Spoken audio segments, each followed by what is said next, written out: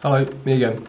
This video is just designed to be a brief summary of the previous video which I made last week, talking about the finances involved in flying and some of the hidden extras, some of the things that you probably haven't considered if you have already started your training or you're about to start your training.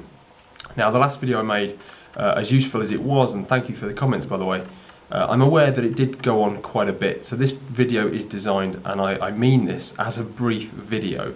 I do plan on keeping it under a couple of minutes. The last video obviously was nearly 50 minutes long, and some of you probably don't have the time to necessarily watch it or didn't manage to get all the way through it. The brief points I was trying to make are just to first of all consider all the things that you need to account for flight training. And the most important one, I guess, is when you're planning to become a pilot or become at least fully qualified, whatever you wish to do with your career, you have to first of all be aware of precisely what is involved in your training, okay? So the plan is for me just to spend a couple of minutes talking through what is involved and some of the rules and regulations about what must be done and when they must be complete by, just as a summary as to the previous video. So number one, I've said this before, medical. You need to get a medical. Gonna set you back a few £100, get it done first. Number two, PPL. Now this is the first thing that you need to get done really in all of your training, and your PPL is going to set you back in the UK probably about £9,000 or £10,000 on paper. Now remember that whenever you're quoted a price in the UK or anywhere probably for a PPL, CPL, multi-engine IR, the hours requirements and therefore the cost are going to be based on the minimum hours that you are able to pass that license with. The UK PPL syllabus states that you have to have at least 45 hours minimum before you're allowed to do your skills test. So all the prices involved are going to be based on you completing your flight training within the minimum hours, within 45 hours. Now for me, because I did my PPL over quite a long time, took me over 2.5 years, took me nearly 70 hours to get my PPL, and obviously that's a huge amount of extra cost.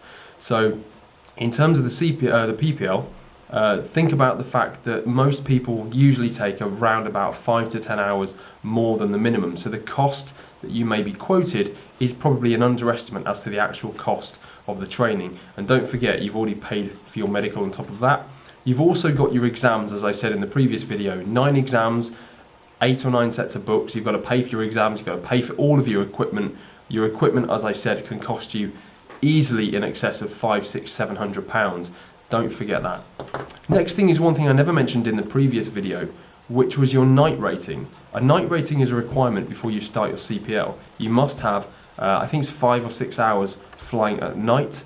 That's another cost that you have to consider that you may not have considered. So night flying is going to set you back, not a huge amount. My night rating was about £600-700. An expensive school can charge upwards of about £1,200 or £1,300 to do a night rating. It is a requirement, you do have to do it. It will set you back on average probably about £700 or £800. And don't forget, at the end of it, as always, you have to send off paperwork to the CAA, which is going to cost you. Once you've done your night rating, you then need to do your hours building. Now your hours building can be done before your ground school, after your ground school, during your ground school.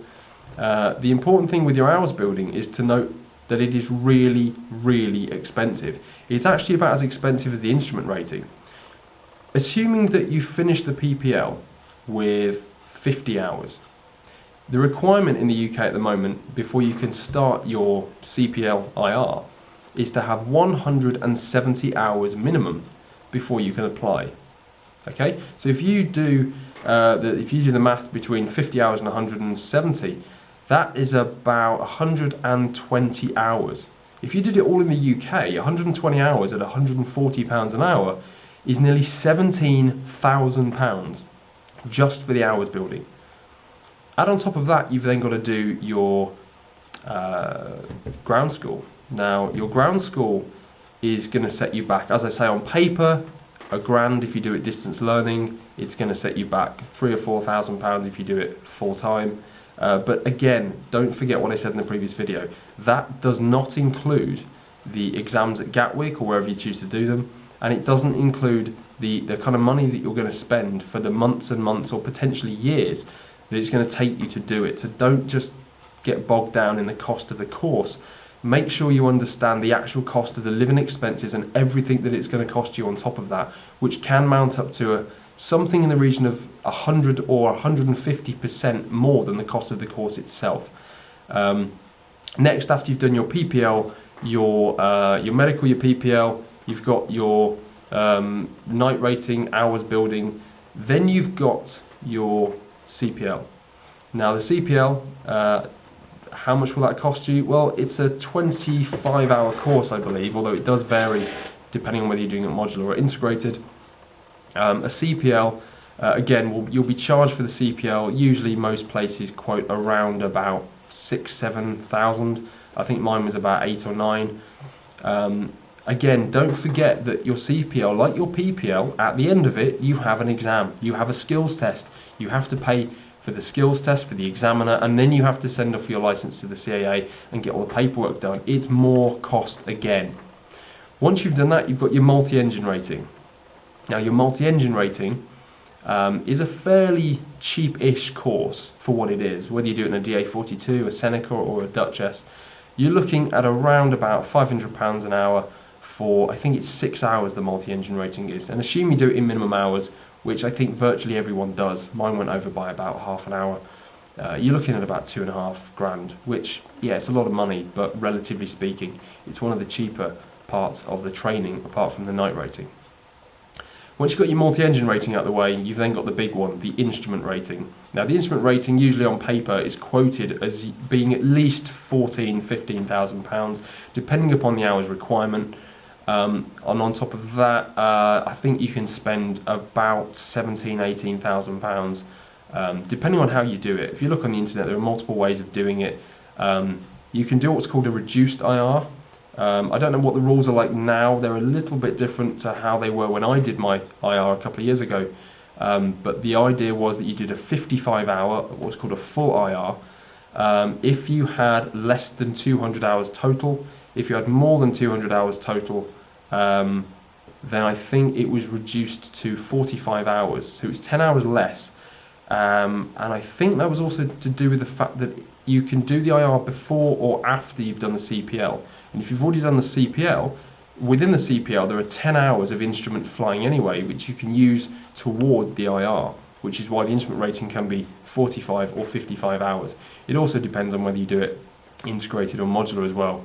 Again, the way that different schools do the training, although it has to stick to the same types of regulation, does vary slightly. So you've got to consider that as well. Again, potentially more cost.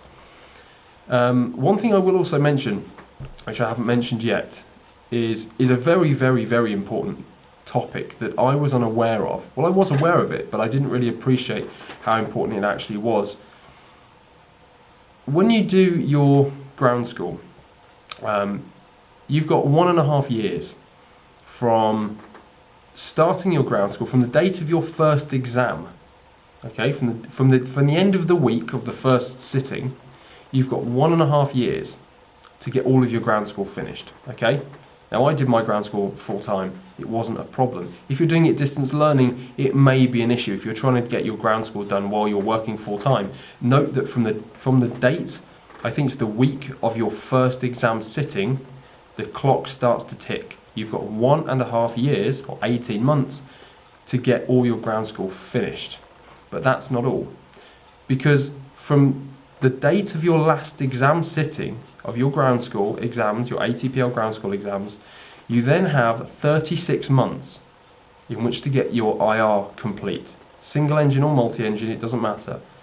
You've got 36 months to get your IR finished from the date of your last exam, okay? So what that means is that you've got to potentially plan having the money available, because from the minute you finish your last exam, you've got 3 years, 36 calendar months to get your hours building finished, get your night rating done, get your CPL, your multi-engine, and your IR finished in 3 years from the date of your last exam.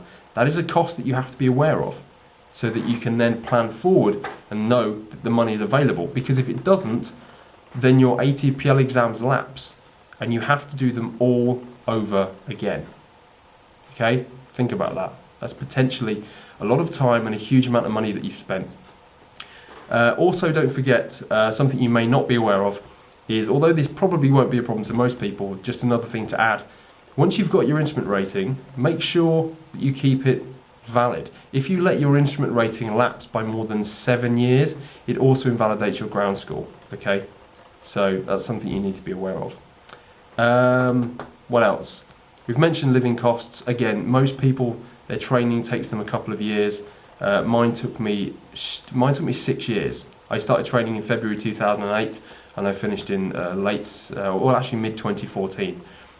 So all of my training took me 5 or 6 years. You can only imagine the living expenses and all the cost that it cost me on top of the cost of the training itself.